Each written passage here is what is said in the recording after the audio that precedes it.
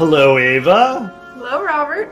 Thank you for being here. Well, you know what? Why don't we do this? 15 Minutes of Fame is we put out a call for works where composers write a 1 minute work. So what we do is we get as many pieces as we can, and we pick 15 composers who are specifically writing for a musician, an instrument, yeah, and just looking to get their pieces heard.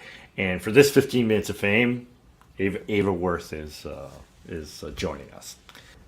So yeah, I'm Ava.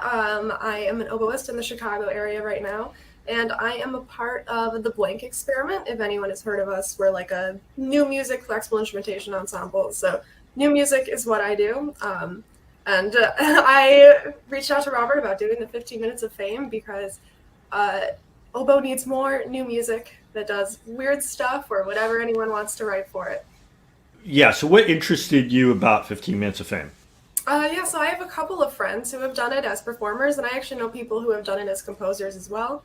And I've heard nothing but good things about it. And so I thought this will be a great opportunity for more oboe music because I didn't see that there was any solo oboe in the past 15 minutes before. No. So, yeah.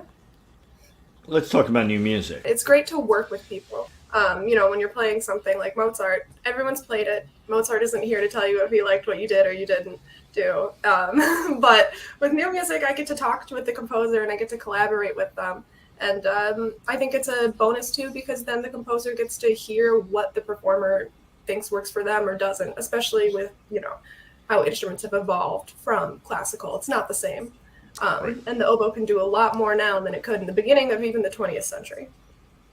Well, let's talk about your instrument. Why do you like the oboe, and what do you like to do on it? So I love the oboe because I like to describe it as when you are watching a movie and they want you to cry, there's an oboe solo. So it's beautiful. I think, kind of similar to the cello, it reminds me of like the human voice in a way. But also the oboe, we can do the shortest articulations. We are great at timbral fingerings and multiphonics. It just goes into the design of the instrument. Flutter tongue, all of this stuff, I think everything but slap tongue, in my opinion, can be done on the oboe. And I think it just hasn't really been explored yet. People are starting to come out with more oboe stuff. And it's not that it hasn't been done, but I think that young composers haven't quite realized what the oboe offers to them in their music. But what sort of pieces and things do you gravitate to? Mm-hmm. Yeah, so actually in the spring, I just finished my master's degree at DePaul, and I did a recital of all 20th and 21st century oboe works, and it was majority solo oboe except for two. But one of the pieces that I did was Vario Sequenza, and I mean, how can you not love that piece? It's a workout, but it's just, it's so fascinating to see something that's literally even printed different. It's a giant, square of paper as opposed to just like a small rectangle. And then, reading it and playing it, there's so much more room for interpretation and figuring out where the melodic lines are on your own because it's not structured in the same phrase way that the standard piece is.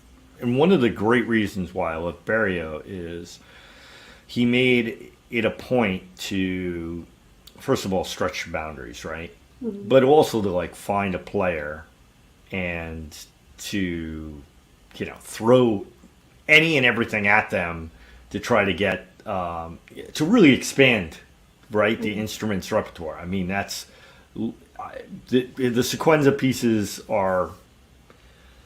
they're just boundary pushing in almost every single way. So 15 Minutes of Fame, right? One of the sort of what's the right word? Guide stars for it is, we try to get out to as many people as possible, and the musicians get to kind of review all these different styles and aesthetics, and it's just a minute. Go ahead and write your heart out. Do something that that's your favorite, or totally make an experiment and so forth, because it may not get selected, right? I mean, you always want to pick everybody, right? But you can only pick 15. But that it doesn't always stop there, right? I mean, sometimes you see something that you love, maybe you can't play, but you would love to talk to the. It's, I don't want to say it's networking, but it's a way to sort of get introduced. It creates an opportunity. Creates an opportunity. Anyway, for me, that's what it's really all about, is just creating opportunities to get new music heard and to get fabulous musicians heard. Thank you. Yeah, I mean, even if I can't play everyone's piece, unfortunately, I still want to see what people are thinking about the oboe. Like I said, the more people are writing for it now in contemporary settings than they used to, but I still want there to be more. Like, I get it. And that's the other thing too, right? We live in an age where we have so much access to so many different styles. The wonder is just the wealth that we have at our fingertips. exactly. There's a lot more composers now and people who can write music than there used to be. So there's so many new opportunities for music. Perfect. Well, so, and for all the composers and listening out there, Ava's call is coming up soon, but it's 1 minute, so it's easy to write. Go ahead and we look forward to hearing more from you. Yeah, I'm looking forward to seeing what everyone has to write. Ava, thank you so much for being a part of this. Thank you.